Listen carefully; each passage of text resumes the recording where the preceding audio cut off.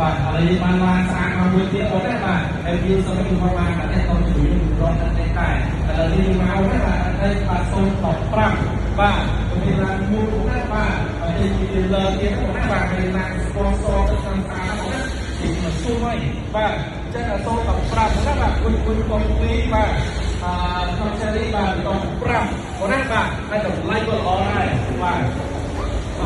បាទឥឡូវបងណាបាទឥឡូវបាទសូម15បាទ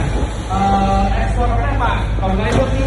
13500បាទឡាននេះចង់ឲ្យចំបែ50000ដែរបងប្អូនដែលគាត់ឃើញហើយគាត់ទៅចូលទៅទៅអត់ខំទេហើយតម្លៃនេះគឺការប្រមូលអត់ទេបាទឥឡូវបងសូម15បាទ